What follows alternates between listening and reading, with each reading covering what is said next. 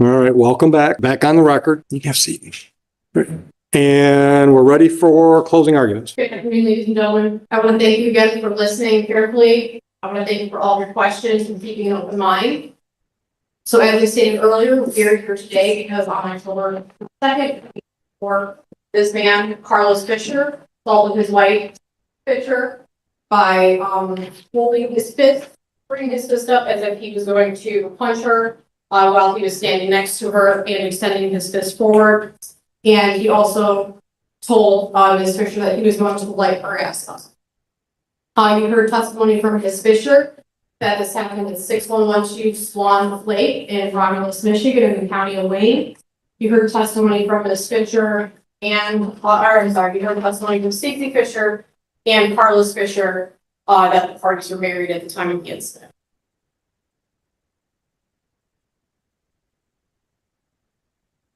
You also heard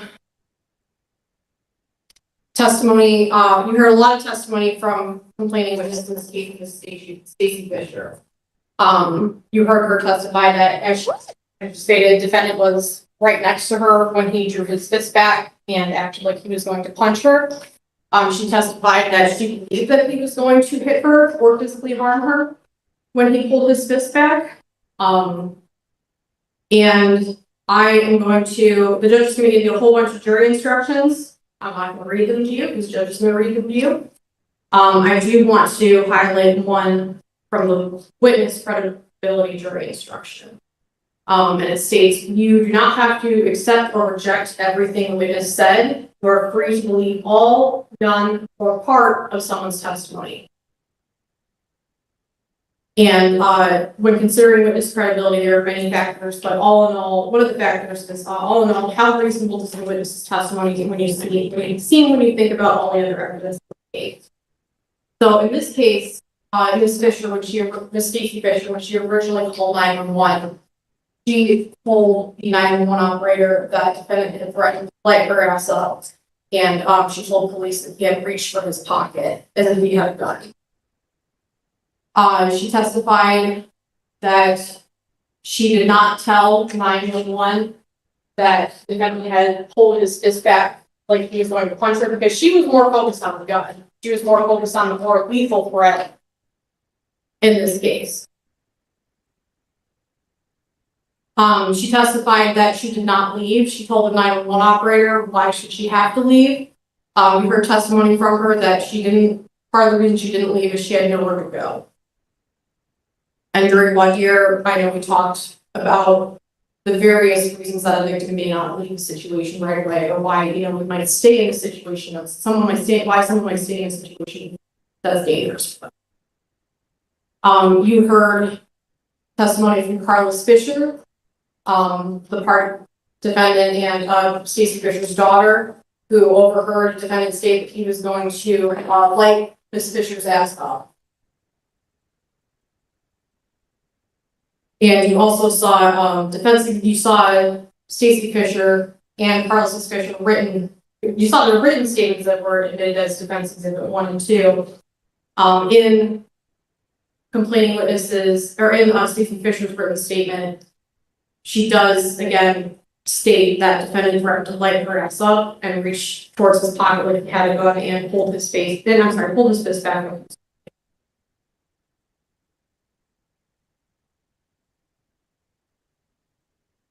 So beyond the reason, the judge is going to tell you more about what exactly the legal definition of reasonable doubt is, but that's why we have you guys here to decide this.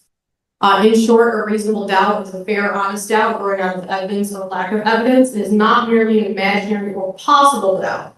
And the thing I want to emphasize is beyond a reasonable doubt does not mean beyond all doubt, or beyond all doubt. I don't have to prove where someone normally parks their car or who owned a certain car. I just have to prove that on October 22nd, 2024, at that location in Romulus, defendant pulled his fist back as if he was going to punch Ms. Fisher. I have to prove that Ms. Fisher reasonably believed that she was about to punch. I have to prove that defendant's action of pulling his fist back was was intentional. And I have to prove the parties were married at the time of the incident. I submit to you that when you go back there and you rely on your collective memories, when you take the evidence, when you view everything as a whole, I believe that you will return a fair and just verdict. Thank you. Mr. Hadley. Thank you, ladies and gentlemen of the jury, for bearing with us today. I know it was a long day. I want to hark back to what we started out with.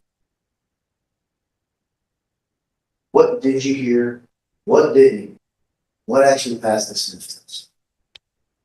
Now, we all know that if all it took was somebody to come in and make an accusation against somebody that they were angry with, any one of us, all of us, could be charged at any point in time. So we know it's not that. We know that you need more than that. And we know that law enforcement responded that night. We heard from these guys today. They couldn't remember everything, but they did their job. They showed up and they gathered statements. And they gathered the available evidence that was there. Simply put, ladies and gentlemen, the jury, the only evidence that we have is a self-serving statement from an individual who had strong motive to lie. Now, I don't blame her for lying, and I'm not here to defend everything that came out of my client's mouth. As we've all said, we all say things, sometimes hurtful things, to those we love. This is a marriage, as you heard evidence today, that had been broken down. It was not going well. And unfortunately, I even had a biological child of these two individuals who kind of got pulled into this mix. You can use your judgment, ladies and gentlemen of the jury, when you saw how everyone testified today, of how credible or how invested they seem. I truly, again, felt for the party's daughter.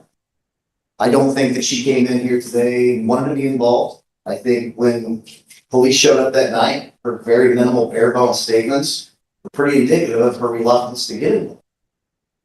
Ladies and gentlemen, you need to use your common sense when it comes to Carlos Fisher's testimony. If you listen to Mrs. Fisher, she'd have you believe that the only thing that her daughter did was all light your ass up. What we heard today was inconsistent testimony about where Carlos even was. Was she inside? Was she outside? We've already got a rogue fact that doesn't completely make sense on how she could hear something when she wasn't where it was being said. Maybe she heard it through a door. Maybe she did. If you start finding yourself maybes, ladies and gentlemen, you can move right to your verdict sheet. Did not guilty. There's no room for maybes on this. I would say to you, ladies and gentlemen of the jury, it is not reasonable to state somebody was able to pull one little detail out of two people. And we did hear Carlos testify that she heard both of them screaming and yelling at the beginning of this. She was up in her room. She heard mama and dad yelling. She did testify that today. But the only thing she could remember was, I'll lie your ass, which seems to be the only thing we've heard consistently from Mrs. Fisher the 3 times she told that story at me. So let's kind of back through that, because painfully we all had to listen to the 911 call multiple times to refresh everybody's memory, to make sure that we weren't misrepresenting facts to you. So you had the truth and had all the evidence to make your decision today. What we know is Mr. Fisher is on trial for one is handing back and allegedly acting like he was going to hit his wife. We know that that's the crime that he's on trial for. There's been no charges about aggravated assault or attempted murder or anything to do with a gun. But what we know is for the 10-minute phone call to 911, there are allegations about name calling, about parking spaces, about people being rude, but we never once heard Mrs. Fisher make the allegation that he put her in reasonable apprehension of being struck or harmed. She never said it. And thanks to you, you can use your common sense. Why? Why, if that was the primary act that we find ourselves here in trial for today, why wasn't it important enough to mention? Now let's just jump past that. So Mrs. Fisher is told by 911, if you're in fear for your life, you need to leave the home. She admitted today she had every opportunity to leave the home, but that's not what it was about. Instead, she fired back with, why do I have to? Why me? Why, if he's the one who's being mean to me and being rotten, can't you make him go? Now, I'm paraphrasing slightly what was stated, but again, to sit here and not have you folks all listen to 4 hours of audio on cam, that's what we did. We cut and snipped and pulled these parts together into the important parts that we need. ladies and gentlemen of the jury, 2 officers show up. Mrs. Fisher's on the phone with 911, hasn't left, hasn't sought safety. She's in her garage. Mr. Fisher's upstairs, like Alice is back in bed. As you heard officers testify in his bathrobe, and you saw yourselves kind of making his way back down from upstairs. What we know is Mrs. Fisher now has got her second opportunity to tell police what had happened. They show up. She starts with, "Let me tell you what's going on." She again walks through a very, very similar story that she told the 911 operator. Right? We were bickering about the parking. Call me pretty unfortunate names. She even then told those officers new information she had told 911 about her motive, actually. I don't think she was thinking that she was telling the officers her motive to be maybe a little exaggerating or maybe even just untruthful about what happened, but she did. She went on to volunteer information, very private, personal information about them, about their relationship, about alleged infidelities, about her wish to be out of a loveless marriage and move out, but it was a financial construct that was the only reason she couldn't. She's just listening for somebody who's listening, but as she's doing that, ladies and gentlemen, jury, she's laying out the motive as to why you cannot here and now take that statement as beyond reasonable doubt when it comes to evidence in a criminal case. We talked at the beginning of this today about the moms and dads of the panel. Hey, you telling somebody's not answering. I don't think anybody today was staring down or looking away.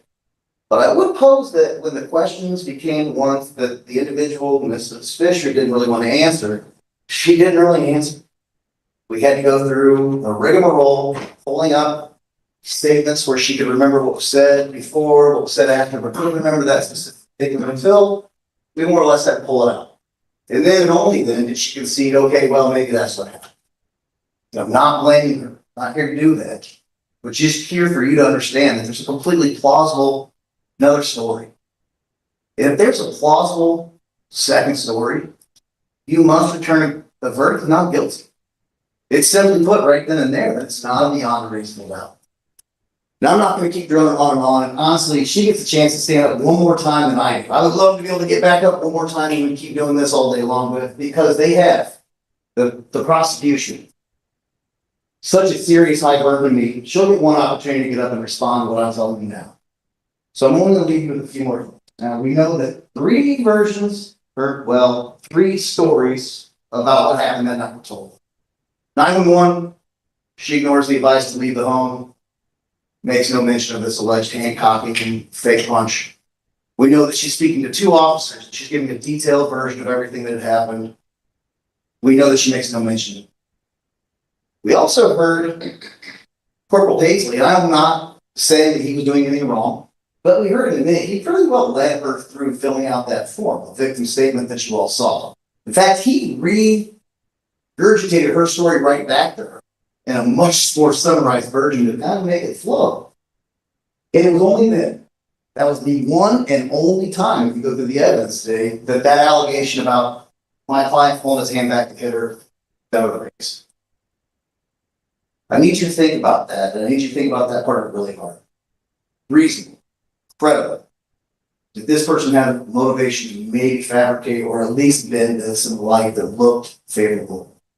And we don't blame her. We can even maybe understand how she got there. It doesn't change the simple fact that this man's freedom was on the line, and it's on the line on some statements that can't really be corroborated anyway.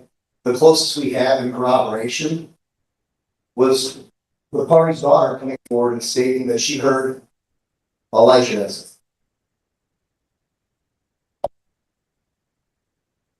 What we know,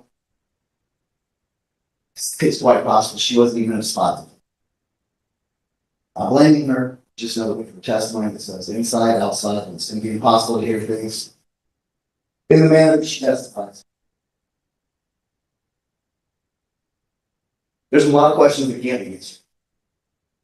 And it's not for any of us to speculate as to why the couple or the family has handled things the way that they have, but what we do have in front of us today, ladies and gentlemen, is a lack of evidence. There simply has not been enough put forward by the people to meet this very high burden beyond a reasonable doubt. Now, quickly, I do want to remind you back that when Mrs. Fisher actually very, very first spoke with 911, and the operator asked her, has he done anything to hurt you?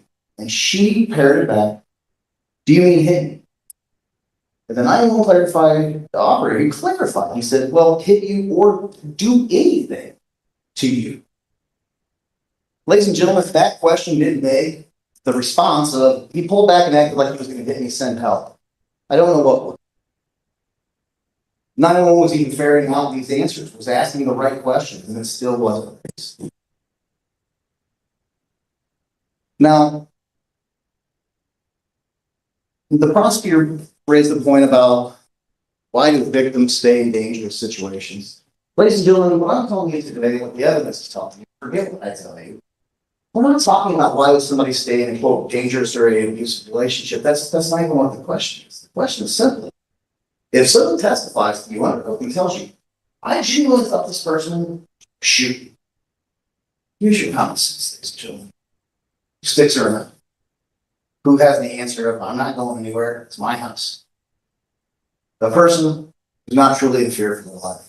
That's it. So as you're, again, doing your deliberations and talking about what you heard today, ladies and gentlemen, I think it's very important that we do focus on that. We know that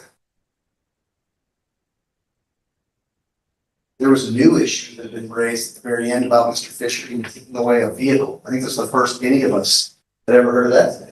Wasn't any police reports. First time it was brand new information. One more basis and motive of a really angry individual who was not access to divorce courts to resolve her differences with her husband, but instead used the criminal system to have Mr. Fisher removed from the home and less than ceremonious into the relationship. Ladies and gentlemen, heard the officer's testimony about Mr. Fisher's cooperation and his general mental state. You saw with your own eyes what he looked like as he walked down the stairs. I would ask you again, use your common sense and think about what a reasonable person then apprehension this individual is going to be, striking them, hitting them. You remember, Mrs. Fisher reluctantly, when she was being cross-examined today, and I'm sorry I have to do my job that way sometimes and interrupt and say that's not the question, but that's how this works. That's how we have to get to the truth. And when pressed on this today, what went from I was the only one catching insults to finally it was, well, okay, well, maybe I did say I was going to knock his head off too. So even as she was pushed today, she slowly started to get a little bit of ground. Now remember, ladies and gentlemen, you got a great looking sweater. The old string sticking off with it's no consequence. But when you start pulling on that string, you do start seeing the holes in that sweater. And I thank you for your time today to allow me to start pulling on that string to show you there's more here that we don't know. With that being said, ladies and gentlemen, thank you for your time. And I ask that after hearing all of the evidence that's been presented to you today, of judging the credibility of the witnesses that you heard it from today, that you return the only right and just verdict, which is not guilty. Thank you. Ms. Mandernack. Thank you.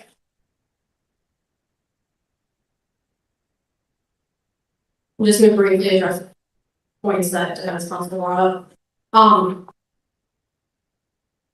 So defense counsel emphasized that Miss Stacy Fisher did not tell the 911 operator that defendant had held his fist back because he was going to hit her.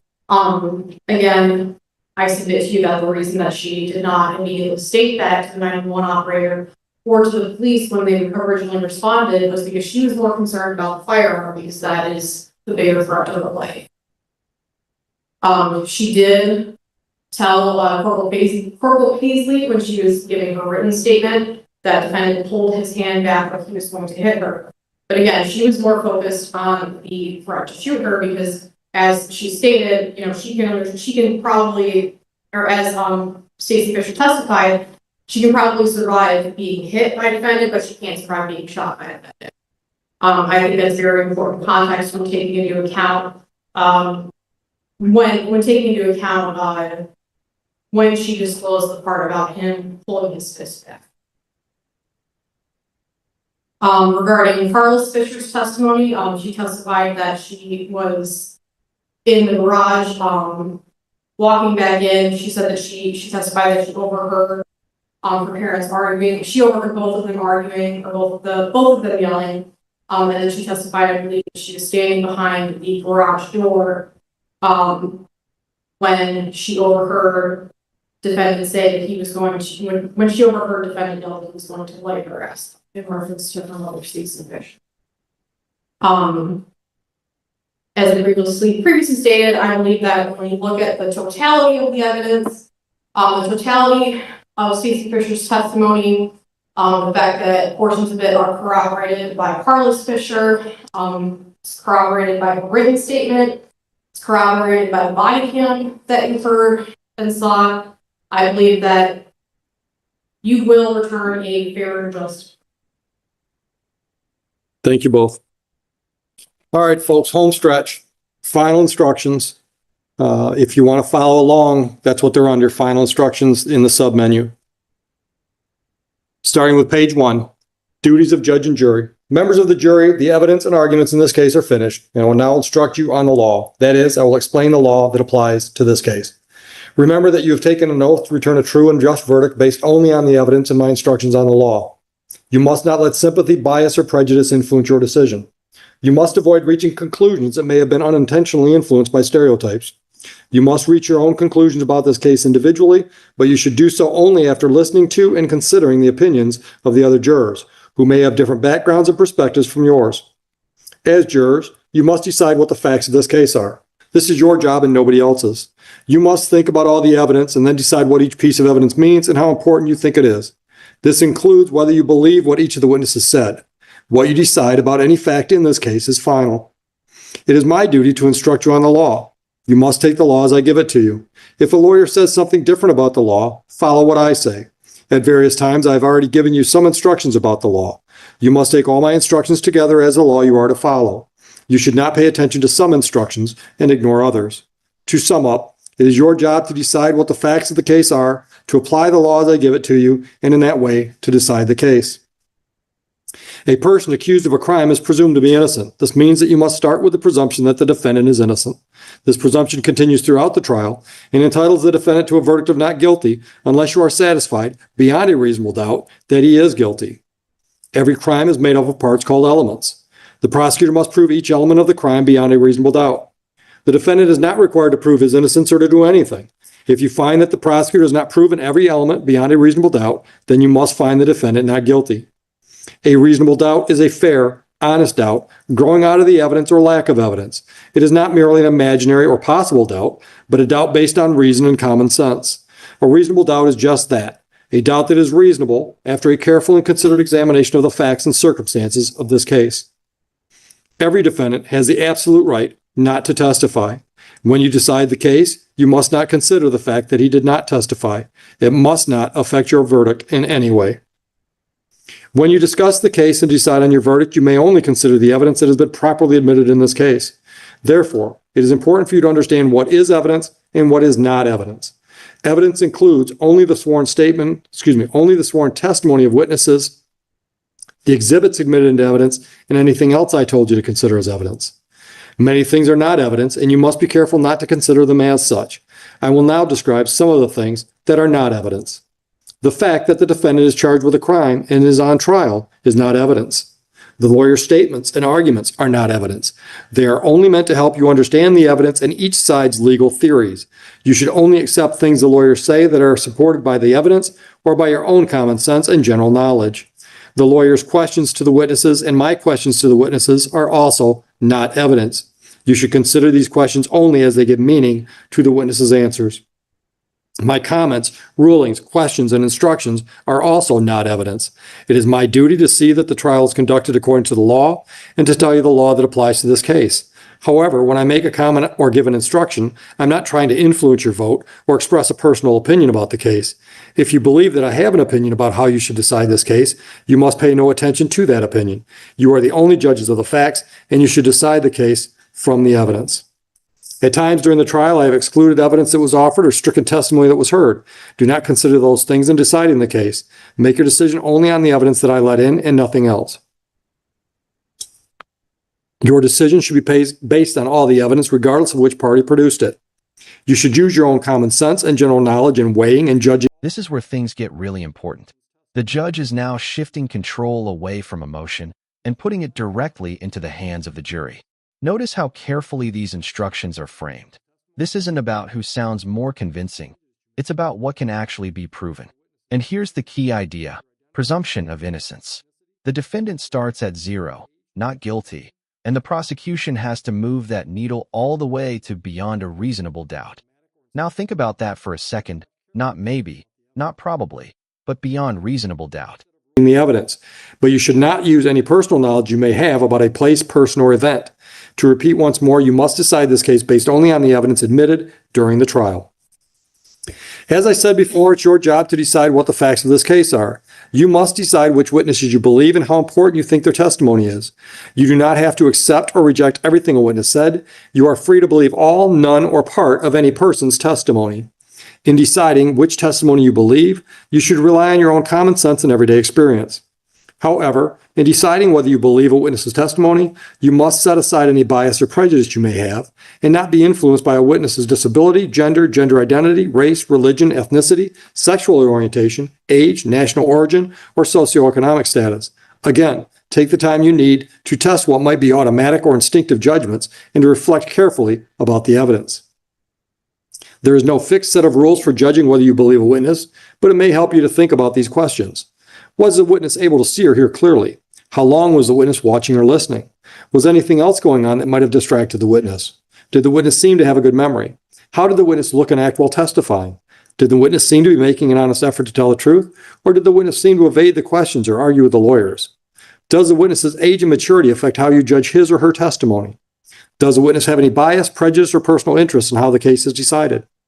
Have there been any promises, threats, suggestions, or other influences that affected how the witness testified?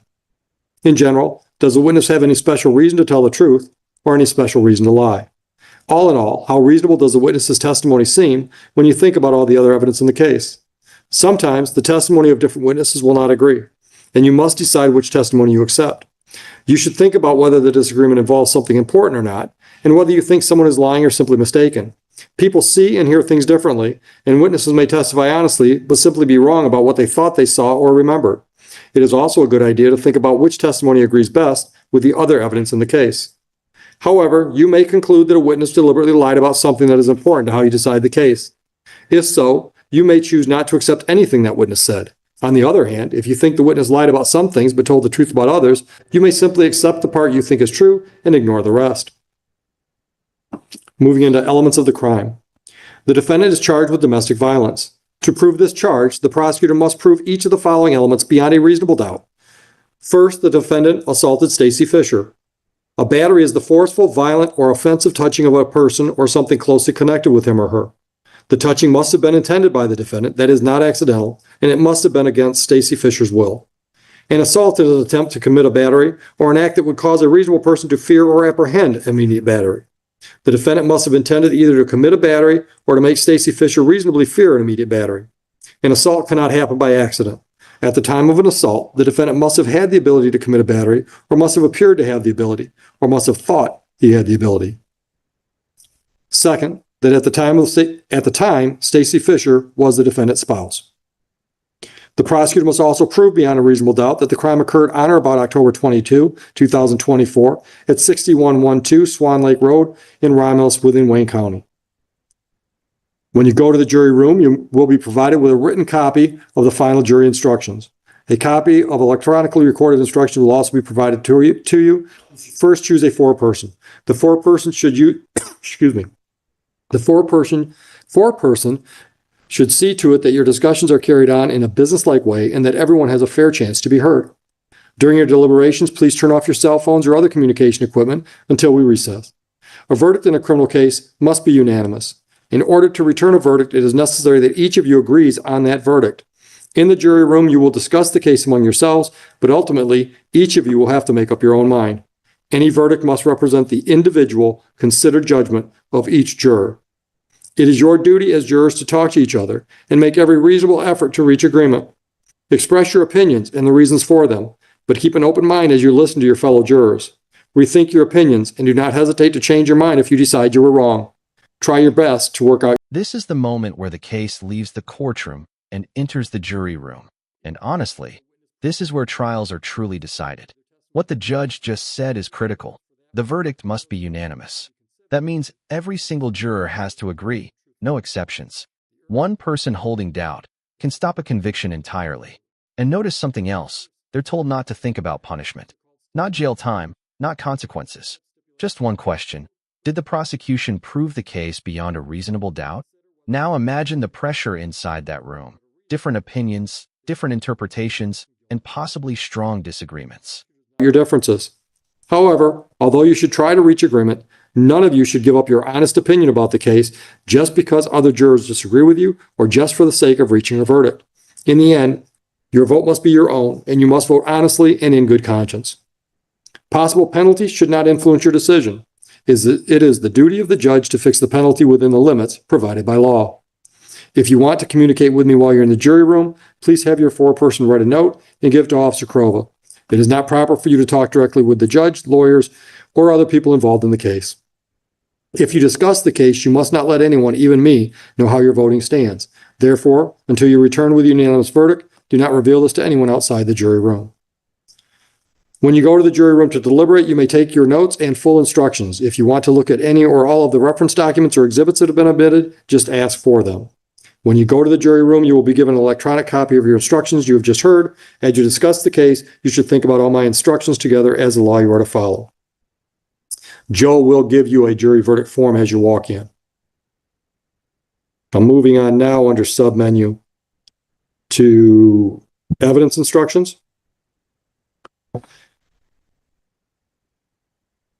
If you believe that a witness previously made a statement inconsistent with their testimony at this trial, the only purpose for that which the earlier statement can be considered by you is in deciding whether the witness testified truthfully in court. The earlier statement is not evidence that what the witness said earlier is true. When the lawyers agree on a statement of facts, these are called stipulated facts. You may regard such stipulated facts as true, but you are not required to do so. You may consider whether the defendant had a reason to commit the alleged crime, but a reason by itself is not enough to find a person guilty of a crime. The prosecutor does not have to prove that the defendant had a reason to commit the alleged crime. She only has to show that the defendant actually committed the crime and that he meant to do so. Back to submenu, witness instructions. You should not decide this case based on which side presented more witnesses. Instead, you should think about each witness and each piece of evidence and whether you believe them. Then you must decide whether the testimony and evidence you believe proves beyond a reasonable doubt that the defendant is guilty. You have heard testimony from witnesses who are police officers. That testimony is to be judged by the same standards you use to evaluate the testimony of any other witness. Counselors, are you satisfied with the instructions as given? Yes, Your Honor. Yes, Your Honor. All right, folks, this is absolutely my least favorite part of the jury. There's 7 of you. Now, after you've all been so engaged and attentive, I'm going to kick one of you off. So you all know your number. So I've got 7 little beads in this can that are numbered. Juror number 4. Thank you for your service. Now, I will say this. When we're done, after we've got the final verdict and we share that with the courtroom, I'm going to go back and do what I call a debrief of the jury. I'd love it if you want to stick around, you can go back in there and get in on that final conversation. So I have a chance to answer any questions anybody has, a process and all that stuff. All right, but don't feel that you have to. I just want to make the invitation. Thank you, Mr. Tomlinson. All right, so with that, Joe can take the jury back in to deliberate, and we are in recess.